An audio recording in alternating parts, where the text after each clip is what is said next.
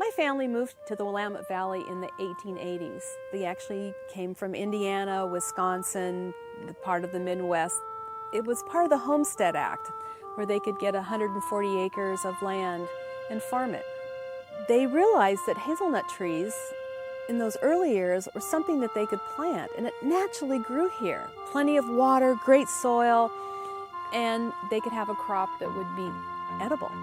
So through the generations, my aunts and uncles also had hazelnut trees, but in the 40s and the 50s is when things really got started. Both my parents were farm kids, and they met at Oregon State University.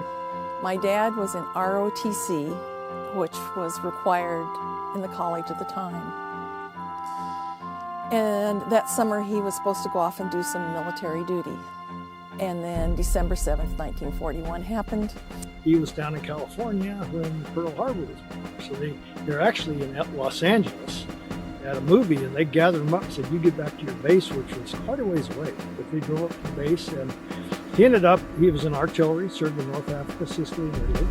My dad came home just before the war ended, and she came up to see him, and they went to Skinner's Butte in Eugene, Oregon, and he proposed to her. And that began the Harper Chase relationship. He came home and he decided he wanted to farm with my grandfather. He fought in World War II, and he saved his money. He didn't waste it. And when he got out of the service, he bought this piece of ground right here. So we grew up on the farm. We've always grown up together, and we've raised just about everything you can in this valley. In fact, where I'm standing right now, I remember my dad was on a tractor, and I think it was a seed planter, but I remember riding up and back and up and back, and I wasn't very old. And then when we were old enough, we all started hoeing to make a living, and we started at 25 cents an hour. We used to pick filberts, kind of the odd acres, because we picked them up by hand then.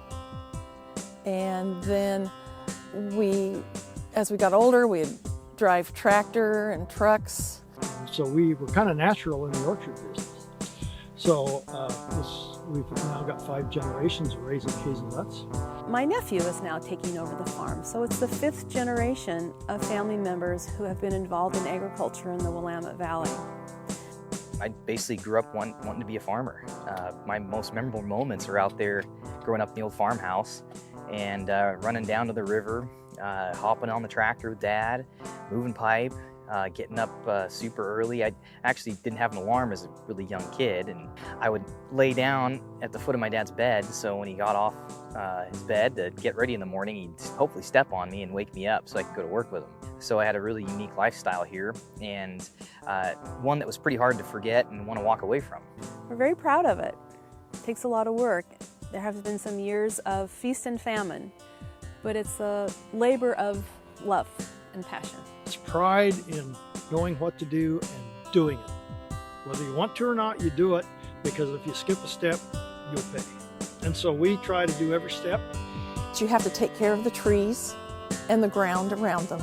Make sure you're getting the right nutrients on them at the right time. In the fall is when the nuts become mature, and that's when we harvest them. One thing that we do different than other hazelnut areas is that we pick the nuts off the ground right away. After they fall from the tree, we let Mother Nature take control. She naturally lets the nuts drop to the ground when they're mature. In fact, you can hear them. When they fall, they sound like the rain. They go plunk, plunk, plunk, plunk. It's a beautiful sound. The nuts are harvested by sweeping them up off the ground, and then they're whisked off to a handling facility where the nuts are carefully cleaned and dried in order to preserve the delicate flavors of the hazelnut. In the early years of the hazelnut orchards, the trees were planted by hand. You physically take a shovel, dig a hole, put the tree down, cover it up, go on to the next location. But now it's all done by GPS. Very efficient, and so the trees are lined up so they match the rays of the sun, because you want photosynthesis to reach the leaves. That's what creates the nuts in the end, and creates the health of the tree. When you lack the sunlight, the trees will die. You have to love the trees to grow, because they're a lot of work. takes dedication and loving the work you do. It's a worldwide crop. It's known as hazelnut. We called it filbert here because we thought our cultivated varieties were special, but nobody knew what a filbert was outside the Willamette Valley of Oregon unless they knew somebody here. So we had to adopt the word hazelnut to be brand sensitive throughout the world. But so here's our saying: we grow hazelnuts on filbert trees. That's our specialty here. We want you to enjoy the filbert. And two, the filbert is so good for you. I didn't realize it when I was younger, how good a filbert was for you. The nutrition, the protein, I guess they call it good fats, and all that in a combination.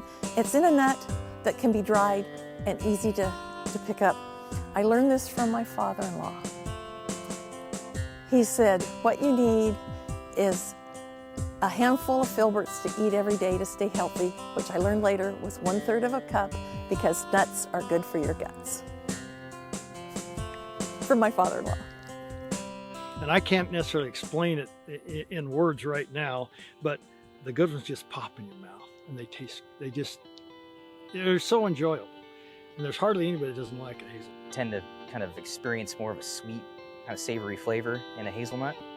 What's special about a hazelnut, I don't know if I can describe the flavor very well, but when you have not had it, or when I personally have not had a hazelnut for a while, and I bite into one and chew it, it tastes so good. It is such a special flavor. It just tastes better than just almost anything, especially nuts, that you can taste. And then you kind of eat it and eat it and grind it up in your mouth, kind of like when you put it in, when you're going to bake with it, grind it up. It's just special, and I don't know if I can describe it as well as other people, but it just tastes right, and it tastes good. So get your handful of hazelnuts.